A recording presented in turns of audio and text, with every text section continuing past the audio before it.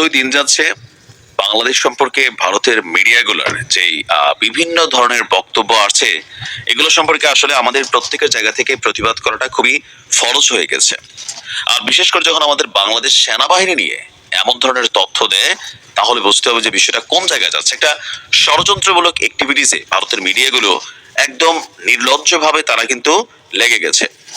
বাংলাদেশ সেনাবাহিনী নিয়ে যে তথ্যটা আসছে এই তথ্যটা নিয়ে অলরেডি আমাদের সেনা সদর দপ্তর থেকে আমাদের যেই আইএসপিআর বা গণসংযোগ অধিদপ্তর শাখা আছেন তারা কিন্তু একটা বিবৃতি দিয়েছেন। দর্শক, ভারতের আনন্দবাজার পত্রিকা তারা একটা প্রতিবেদন করেছে। প্রতিবেদনটার হেডলাইনের মধ্যে বিষয়টা আছে এরকম যে তারা পত্রিকার নিউজটার যে 53 বছর পর বাংলাদেশে ফিরছে পাক ফৌজ, একটা প্রশ্নবোধক চিহ্ন। আর এটা নিয়ে তারা তাদের প্রতিবেদনটাতে কি লিখছে আপনি দেখেন। আমরা যদি দেখি যে তারা প্রথমে ডক্টর মোহাম্মদ ইউনূসকে নিয়ে একটা বক্তব্য দিছে যে কুরসিতে বসা ইস্তক ভারত বিরোধী মনোভাব বজায় রেখেছেন ডক্টর ইউনূস। সাম্প্রতিক সময়ে পাকিস্তানের সঙ্গে সুসম্পর্ক তৈরি করতে দেখা গিয়েছে তাকে। এবার আরো এক কদম এগিয়ে রাওয়ালপিন্ডি সেনা সদর দপ্তরের জন্য তিনি পদ্মা পাড়ের দরজা খুলে দিলেন।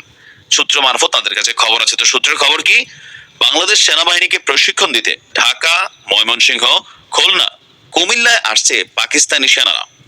ফলে প্রায় 53 বছর পর রাওয়ালপিন্ডির সেনা অফিসারদের পা পড়বে পদ্মা পারে মানে বাংলাদেশে।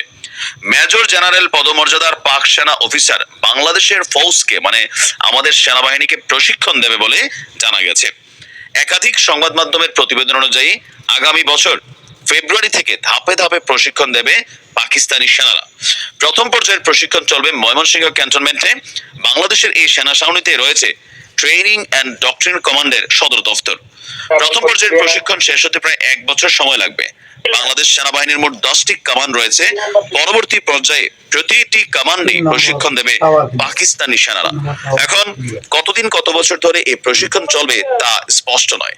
এবং চলতি বছরের আমরা যদি দেখি যে নভেম্বরে তারা তাদের প্রতিবেদনটা লিখছে যে বাংলাদেশের অন্তর্বর্তী সরকারকে সেনা প্রশিক্ষণের প্রস্তাব দিয়েছিল পাকিস্তান ফৌজের জয়েন্ট চিফ অফ স্টাফ কমিটির চেয়ারম্যান জেনারেল শাহির শামশেদ মির্জা। আর তার এই প্রস্তাব নাকি বাংলাদেশ সরকার গ্রহণ করেছে। সম্প্রতি বাহিনীকে প্রশিক্ষণ দিতে তিনি আপনার পাকিস্তানি সেনা অফিসারদেরকে বাংলাদেশে আমন্ত্রণ জানিয়েছেন। এছাড়াও পাকিস্তান থেকে বিপুল পরিমাণ গোলা বারুদ আমদানি করছে বাংলাদেশ। এই বছরের সেপ্টেম্বর থেকে ডিসেম্বরের মধ্যেই পাকিস্তানের কাছ থেকে 40,000 রাউন্ড বুলেট আপনার ক্রয় করবে ঢাকা। আর 23-এর তুলনায় এই আমদানির মাত্রা প্রায় 3 গুণ বলে জানা গেছে। আর আমরা যদি দেখি, আচ্ছা, এরা আপনার পাক নৌসেনাদের সঙ্গে যৌথ মহড়ায় যোগ দিয়েছে বাংলাদেশের জলযোদ্ধারা। করাচি বন্দরে হওয়া ওই মহড়ার পোশাকি নাম ছিল আমন 2025, মানে 2025। 15 বছর পর পাক নৌবাহিনীর সঙ্গে গা ঘামাতে দেখা গিয়েছে বাংলাদেশের নৌসেনাদের। আচ্ছা, আপনার এখন আমরা একটু দেখছি যে আসলে আবার প্রকৃত সত্যটা কি। আমরা আনন্দবাজার পত্রিকার যে নিউজটা, এটা ছিল আমাদের বাংলাদেশ সেনাবাহিনী নিয়ে তাদের প্রতিবেদন। তারা তাদের অনলাইন পত্রিকাতে এই তথ্যটা দিয়েছে। এবার আসুন আমরা দেখি আমাদের আইএসপিআর কি বলছে। আমাদের আইএসপিআর বলছে যে বাংলাদেশ সেনাবাহিনী নিয়ে আপনার ভারতীয় গণমাধ্যম আনন্দবাজার অনলাইন কর্তৃক প্রচারিত উর্দিতে বাঙালি গণহত্যার রক্তের ছিটে 53 বছর পর বাংলাদেশে ফিরছে সেই পরাজিত পাক ফৌজ শীর্ষক যে প্রতিবেদনটি জানিয়েছে, প্রতিরক্ষা মন্ত্রণালয় এটা সম্পর্কে প্রতিবাদ করছে। ভারতীয় গণমাধ্যম পত্রিকায় ওই প্রতিবেদনটিতে বাংলাদেশ সেনাবাহিনী সম্পর্কে বিভ্রান্তিকর এবং ভিত্তিহীন তথ্য উপস্থাপন করা হয়েছে। এখন আমাদের সেনাবাহিনী বলছে যে পেশাদারিত্ব, নিরপেক্ষতা এবং আন্তর্জাতিক সহযোগিতার নীতিতে অটল বাংলাদেশ সেনাবাহিনী। নিয়মিত কার্যক্রমের অংশ হিসাবে বাংলাদেশ সেনাবাহিনী বিভিন্ন দেশের সশস্ত্র বাহিনীর সাথে বন্ধুত্বপূর্ণ সম্পর্ক বজায় রাখে এবং পারস্পরিক বোঝাপড়া, দক্ষতা বৃদ্ধির জন্য আপনার ছাত্র বিনিময় এবং প্রশিক্ষণ সহ বিবিধ কর্মসূচি পালন করে। পাকিস্তান সেনাবাহিনীর কোনো প্রশিক্ষক দল বা প্রতিনিধি দলের বাংলাদেশের কোনো সেনানিবাসে প্রশিক্ষণ দিতে আসার জন্য কোনো পরিকল্পনা নেই।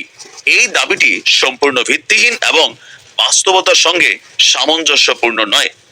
এছাড়া বাংলাদেশ সেনাবাহিনী তার চাহিদার ভিত্তিতে বিভিন্ন দেশ থেকে প্রয়োজনীয় গোলাবারুদ সংগ্রহ করে। আর বলা হচ্ছে যে সাংবাদিকতার সঠিক রীতি অনুসরণ করে আপনার এই নিউজটা করা দরকার ছিল। এই প্রতিবেদনের নিরপেক্ষতা এবং বিশ্বাসযোগ্যতা নিয়ে গুরুতর প্রশ্ন উঠেছে।